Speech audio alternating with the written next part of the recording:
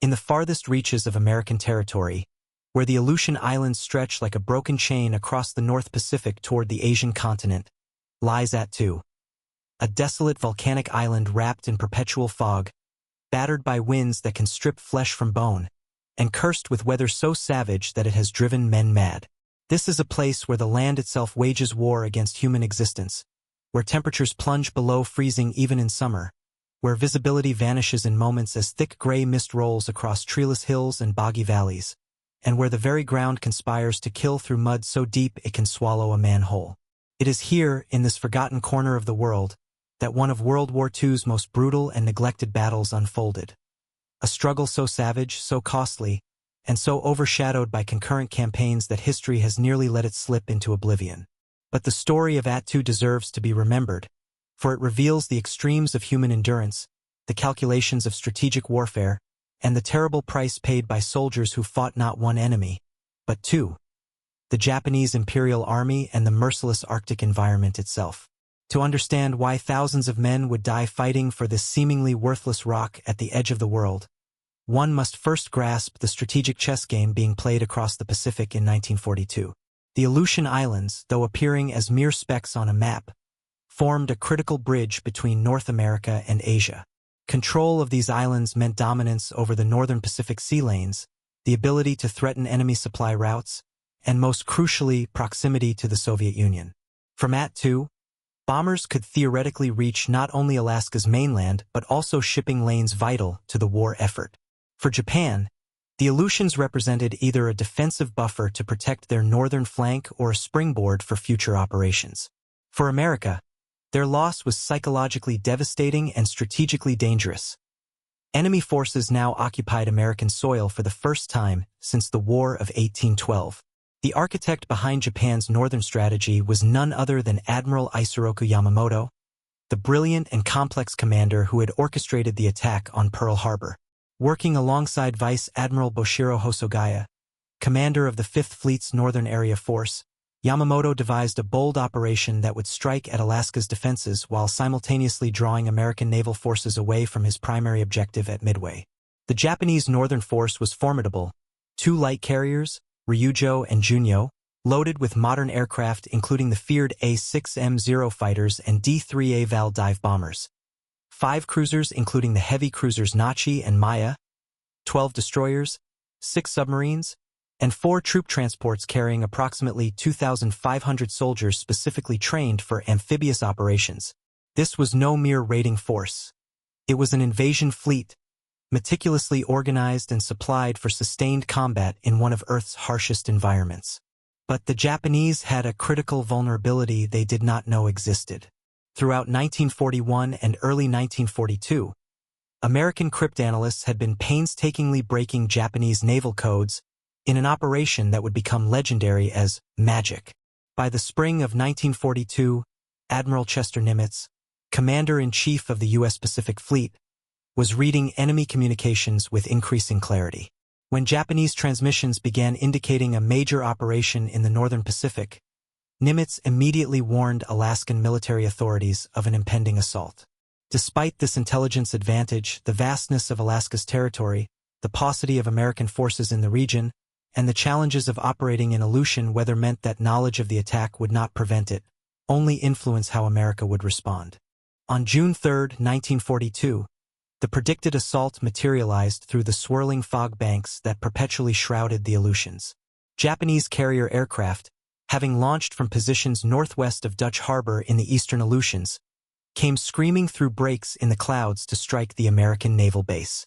The fog that day was particularly dense, reducing visibility to mere yards at times, yet the Japanese pilots pressed their attack with characteristic determination. Bombs rained down on radio installations, sending antennas crashing to the ground and silencing communications. Petroleum storage tanks erupted in towering fireballs, sending black smoke spiraling into the gray sky. Army barracks disintegrated under direct hits, wooden structures splintering and collapsing as explosions tore through them. The chaos was absolute. Men scrambling for cover, anti-aircraft guns firing blindly into the fog-obscured sky, the concussive thunder of bombs mixing with the screams of wounded and the crackle of spreading fires. Dutch Harbor, though not destroyed, was bloodied and shaken, its defenders suddenly aware that this remote posting had become a frontline position in a global war. Yet Dutch Harbor was merely the opening act. While American attention focused on that damaged base and salvage operations began, Japanese forces executed the second phase of their plan. On June 7, 1942, Japanese soldiers waded ashore on Kiska Island, facing no resistance as the island was undefended. Hours later, an even smaller force landed on Attu, the westernmost inhabited point in the Aleutian chain, nearly 1,100 miles from the Alaskan mainland. The landing on Attu encountered no military opposition because there were no American forces stationed there, only 45 Aleut natives living their traditional subsistence lifestyle, and one white American couple, Charles and Etta Jones, who operated a radio weather station and small trading post. The villagers, watching from their homes as armed Japanese soldiers spread across their island, could scarcely comprehend how their isolated existence had suddenly placed them at the center of an international conflict.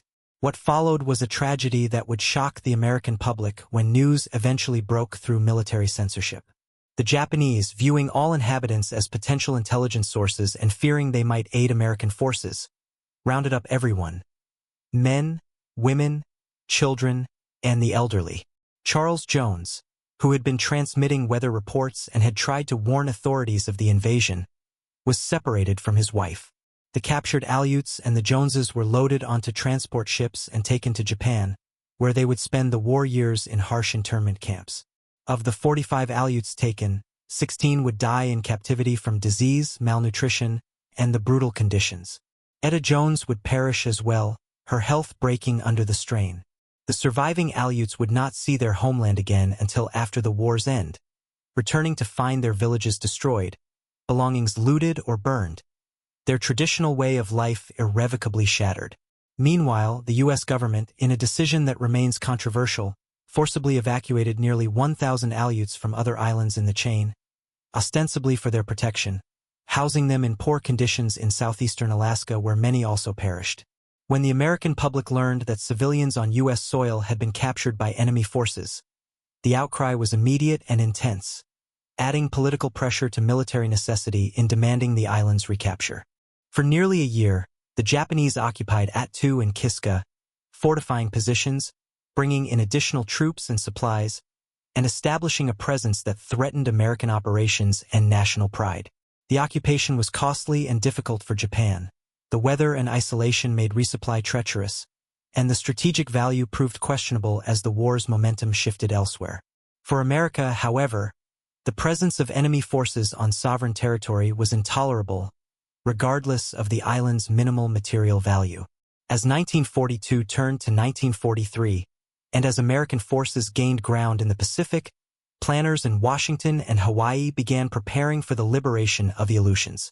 The operation would be codenamed Landcrab, and Attu would be its first objective, chosen because intelligence suggested its garrison was smaller than Kiska's. By early May 1943, an American invasion force was assembled that dwarfed anything the Aleutians had seen. Nearly 11,000 troops from the 7th Infantry Division, specially trained for amphibious operations but with little experience in Arctic conditions, were loaded aboard transports. Naval support included 3 battleships, the mighty Pennsylvania, Idaho, and Nevada, heavy cruisers, destroyers, and submarines forming a screen against Japanese interference. Air support would come from bombers and fighters based in Alaska, though everyone understood that Aleutian weather might ground aircraft for days at a time. The plan called for simultaneous landings on opposite sides of Attu to trap Japanese forces between converging American columns. On paper, with overwhelming numerical superiority and firepower, victory seemed assured. Reality would prove devastatingly different. May 11, 1943 dawned. If dawn is the right word for a day when fog lay so thick that ships nearly collided in the approach, where gray sky merged seamlessly with gray sea, and visibility measured in feet rather than miles. As landing craft churned toward Attu's rocky beaches, soldiers caught their first glimpses of the island through gaps in the mist. Treeless hills rising at steep angles, their surfaces a mixture of brown volcanic rock, patches of stubborn snow, and tundra vegetation that looked deceptively firm but concealed mud that could swallow a man to his waist. The beaches themselves were not the Pacific coral or sand that soldiers had trained for, but rocky, irregular shores pounded by frigid surf. Men stumbled ashore, weighed down by equipment, immediately feeling the cold seeping through their uniforms despite it being May. The landing itself faced minimal opposition. The Japanese, numbering roughly 2,500 under Colonel Yasuo Yamasaki, had chosen not to defend the beaches but rather to establish defensive positions inland on the high ground, letting the terrain do the work of slowing the American advance. And slow it the terrain did in ways no amount of training could have prepared the soldiers for. The 7th Infantry Division had trained in California, conducting amphibious exercises in relatively temperate conditions. Nothing had prepared them for Attu. The temperature hovered around freezing, but the constant wind drove the chill factor far lower, numbing exposed skin within minutes. Rain fell in sheets, then turned to sleet, then back to rain, soaking men to the bone. The boggy ground, thawed on the surface but frozen beneath, created a nightmarish landscape where every step was a struggle. Soldiers would step onto what appeared to be solid ground only to sink knee-deep, sometimes thigh-deep, into freezing mud mixed with icy water. Extracting oneself required help from comrades, and advancing meant pulling each leg out with exhausting effort, step after agonizing step. Equipment became impossibly heavy. Boots filled with water and mud. Weapons jammed from the moisture and cold. Supply columns bogged down, sometimes literally, as trucks and even tractors became hopelessly stuck in the mire. Within the first few days, casualties from combat were equaled, then exceeded by casualties from the environment. Frostbite claimed fingers, toes, ears, and noses. Trench foot, caused by prolonged exposure to cold and wet conditions, swelled men's feet into grotesque, painful masses that made walking agony or impossibility. Hypothermia struck men who couldn't get dry, whose wet clothes became thermal vampires leeching away body heat. Medical corpsmen worked frantically, but evacuation was hampered by the same conditions causing the injuries. Soldiers who had trained to fight the Japanese found themselves fighting simply to survive from one hour to the next. At night, temperatures dropped further, and men huddled together in shallow foxholes that immediately filled with water, trying desperately to keep watch against enemy probes while their bodies shook uncontrollably with cold. Sleep became impossible. Hot meals were a distant memory as field kitchens couldn't be brought forward. Morale, initially high, began to crack under the relentless assault of the elements. Meanwhile, Colonel Yamasaki, a professional soldier devoted to the Bushido code and acutely aware of his numerical inferiority, conducted a tactical withdrawal of textbook precision. Rather than wasting his forces in futile attempts to hold every position, he fell back to defensible ridgelines and elevated positions, using the terrain's natural defensive advantages. Japanese soldiers, better acclimated and equipped for cold weather, fought from prepared positions. Trenches dug into hillsides, machine gun nests sited with overlapping fields of fire, mortar positions hidden in draws and defile. Every American advance was contested, every ridge a separate battle. Japanese snipers, masters of camouflage and patience, picked off unwary Americans, the crack of a rifle shot often the only warning before a soldier fell. Artillery fire from hidden Japanese positions rained down on advancing troops, shells bursting in the mud and rock, sending shrapnel slicing through the fog. The battle that planners had expected to last perhaps 3 days stretched into a week, then 2 weeks. American forces, despite overwhelming firepower advantages, could not bring it to bear effectively. Naval gunfire, called in to soften defensive positions, was hampered by fog that obscured targets. Shells sometimes landed dangerously close to friendly forces, adding to the chaos. Air support, promised and desperately needed, was grounded more often than not by the weather. When bombers did manage to get through, the fog and mist made accurate bombing nearly impossible. The fighting devolved into brutal, close-quarters infantry combat, rifle against rifle, grenade against grenade, men struggling up muddy slopes under fire, fighting for pieces of ground that looked identical to every other piece of godforsaken terrain on this miserable island. The psychological toll was immense. Veterans of other Pacific campaigns would later say that Attu was worse than anything they had experienced on tropical islands. At least in the jungle you could find shelter, get dry occasionally, warm up. Attu offered no such respite. The cold and wet were constant, inescapable companions.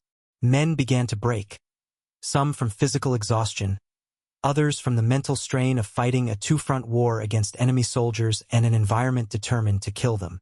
Combat effectiveness détériorated. Units became disorganized in the fog. Communication between elements was sporadic as radio batteries failed in the cold and runners got lost in the mist. Officers struggled to maintain unit cohesion, to push exhausted men forward when every instinct screamed to simply find shelter and survive. But slowly, painfully, with courage bought at a terrible price, American forces ground forward. Superior numbers, continuous reinforcement, and dogged determination gradually compressed the Japanese defensive perimeter.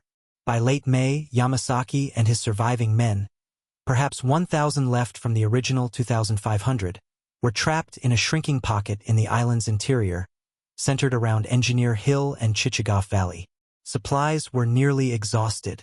Ammunition ran critically low. Medical supplies were gone, leaving wounded men to endure suffering without relief.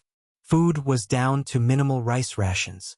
Yamasaki, knowing his position was hopeless, knowing that reinforcement or evacuation was impossible, faced a decision that would define the battle's final horrific chapter. On May 28, 1943, Yamasaki gathered his surviving officers. According to post-battle accounts from documents found on Japanese dead, he explained what was already obvious. Continued defense was futile, surrender was dishonor, and therefore only one path remained that preserved honor while potentially inflicting maximum damage on the enemy. He would lead a Banzai charge, a mass assault that would hurl every able-bodied man at the American lines in a suicidal attack that embodied the Japanese warrior ethos of death before dishonor. The wounded who could not participate were given grenades to take their own lives. Final messages were written to families, knowing they would never be sent. Men prepared themselves mentally for death, many believing they would be reborn at Yasukuni Shrine as honored spirits. May 29, 1943, in the pre-dawn darkness, the silence of Attu's fog-shrouded valleys was shattered by a sound that froze American soldiers in their positions. The mass screaming of hundreds of voices, a guttural, terrifying roar that seemed to come from everywhere at once. Then, through the mist came the Japanese, soldiers and walking wounded, officers and enlisted, charging with rifles, bayonets, swords, even sharpened sticks, in a massive human wave that crashed against American positions with the force of a tsunami. The attack hit the Americans' command post area and field hospitals, deliberately targeting rear echelon troops less prepared for direct combat. The chaos was absolute, nightmarish, surreal. Japanese soldiers, many wounded, some barely able to walk, came forward in waves that seemed endless in the darkness and fog. They overran initial positions, bayoneting soldiers in their sleeping bags, fighting hand-to-hand with cooks and clerks and medics who had expected to be far from frontline combat. American troops fired point-blank into the charging mass, killing dozens, then scores, but still they came. The wounded in field hospitals were murdered in their cots, doctors and nurses fighting with whatever weapons they could grab. The command post became a scene of desperate hand-to-hand combat, officers and radio men fighting with pistols and knives against sword-wielding Japanese. For hours the battle raged at close quarters, a confused melee where friend and foe were hard to distinguish in the darkness and fog, where men fought and died in clusters of violence, where the screaming never stopped. Colonel Yamasaki himself was killed in the charge, leading from the front as Bushido demanded, dying without knowing if his sacrifice would achieve anything beyond death itself. American forces, shocked by the ferocity and unexpectedness of the attack, fell back in disarray, giving ground, struggling to form defensive lines in the chaos. But slowly, with daylight came the restoration of order. Officers rallied their men. Reserve units were rushed forward. The initial shock gave way to disciplined fire, machine guns systematically cutting down the charging Japanese. Artillery, once oriented forward, was turned on the valley floor, shells exploding among the attackers. The Banzai charge, though achieving surprise and initial success, could not overcome the fundamental mathematics of warfare. 1,000 men, many wounded, armed with limited ammunition and makeshift weapons, could not ultimately defeat 11,000 troops backed by artillery and naval gunfire, regardless of courage or determination. By mid-morning on May 29th, the charge had been broken. The valley floor was carpeted with bodies. Hundreds of Japanese dead sprawled in grotesque positions, victims of their own military code that valued honor over life. Scattered fighting continued as small groups of Japanese refused to surrender, fighting to the death in isolated pockets. American forces, shaken but regrouping, moved methodically to eliminate these last resistances. Over the following days, the grim work of clearing caves and bunkers continued. Grenades tossed into openings, flamethrowers turned on holdouts, occasional suicides as cornered Japanese chose death over capture. Of the 2,500 Japanese who had defended Attu, only 29 survived to be taken prisoner, most of them too badly wounded to kill themselves.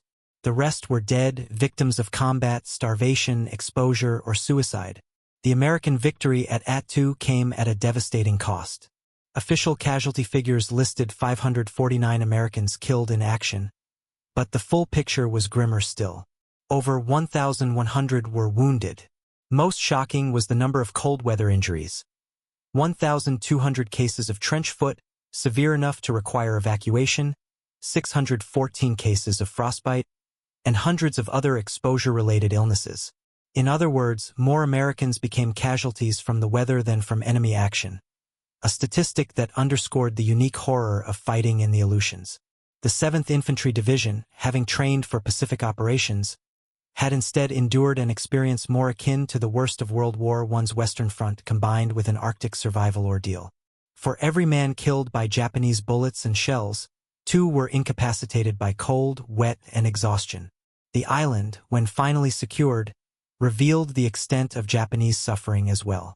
Bodies found in caves showed evidence of starvation. Men who had been living on seaweed and whatever scraps they could find. Their bodies withered to skeletal frames. Positions were littered with empty ammunition boxes, testament to the defenders having fought until their last bullets were gone. Personal effects found on the dead, photographs of families, letters never sent, small tokens from home, humanized the enemy in ways that many American soldiers found disturbing, reminding them that the men they had killed were not monsters but soldiers like themselves, trapped by circumstances and military codes in a battle neither side could afford to lose but which ultimately meant little in the war's larger context. With Attu secured, attention turned to Kiska, where a larger Japanese garrison remained. American planners, sobered by Attu's costs, assembled an even larger invasion force, 34,000 troops, the largest amphibious operation in the Pacific theater to that date, dwarfing even some European operations. On August 15, 1943, this massive force stormed ashore on Kiska, expecting a battle even bloodier than Attu. Instead, they found an island abandoned. The Japanese, recognizing that Kiska could not be held after Attu's fall, had executed a brilliant evacuation under cover of fog weeks earlier, removing the entire garrison of 5,200 men without the Americans detecting it. The only casualties on Kiska came from friendly fire incidents as nervous troops, expecting fierce resistance, fired at shadows and each other in the fog, and from booby traps left behind. The anticlimax was complete. The Aleutian campaign had ended not with a bang but with a whimper, the Japanese voluntarily abandoning their last toehold on North American soil. The recapture of Attu and Kiska officially ended Japanese occupation of American territory, but in the broader sweep of World War II, the Aleutian campaign was quickly overshadowed and largely forgotten. While the battles for Attu raged, American forces were fighting on Guadalcanal, a campaign that received vastly more press attention and historical focus. Newspaper readers in 1943 knew about Marines in the Pacific jungles. Few knew details about soldiers dying of frostbite on a fog-shrouded island they couldn't find on a map. The Aleutian campaign became the forgotten war in the forgotten theater, its veterans returning home to find that few Americans even knew a battle had occurred, let alone understood its scale and cost. Historians continue to debate the strategic rationale behind Japan's Aleutian operation. Some argue it was always intended as a diversion, drawing American attention and forces away from Midway, where Yamamoto planned his decisive confrontation with the U.S. Pacific Fleet. By this interpretation, the occupation of Attu and Kiska was a feint, never meant to be permanent, successful insofar as it complicated American planning and tied down resources. Others contend that Japan genuinely sought to establish a defensive perimeter in the north, preventing American use of the Aleutians as a staging ground for attacks on the Japanese homeland, while also positioning forces to threaten Soviet Far Eastern territories should the Soviets enter the war against Japan. The truth, like much of wartime strategic planning, was probably a mixture of motivations that shifted as circumstances changed. What remains undebatable is the human cost and the extraordinary circumstances in which the battle was fought. Attu stands as perhaps the most environmentally hostile battlefield of World War II, a place where nature killed more efficiently than bullets, where simply surviving from day to day required courage independent of facing enemy fire. The soldiers who fought there, American and Japanese alike, demonstrated extraordinary endurance and bravery in conditions that tested the limits of human capability. They fought not for glory, not for strategic objectives most of them couldn't understand, but because duty and honor demanded it, because their nations had sent them to that godforsaken rock and expected them to fight regardless of the cost. Today, Attu is uninhabited. Its only visitors occasional Coast Guard personnel servicing navigation equipment and rare researchers. The island has returned to its primordial state, windswept, fog-shrouded, cold, and indifferent to the human drama that briefly erupted on its slopes. The battlefield is littered with the detritus of war, rusted equipment, collapsed bunkers, unexploded ordnance, slowly being reclaimed by moss and lichen. The graves of those who fell have mostly been relocated to military cemeteries elsewhere, though some remains are undoubtedly still there, buried in the cold earth or hidden in collapsed caves. The Aleut villagers never returned. Their community was gone, its people scattered. Their traditional way of life ended not by choice but by a war they had no part in starting. The Battle of Attu endures as a testament to the Pacific War's complexity and scope, to the varied theaters and conditions in which Americans fought, and to the often overlooked reality that World War II was not a single, unified conflict but rather countless individual battles, each with its own character, challenges, and tragedies.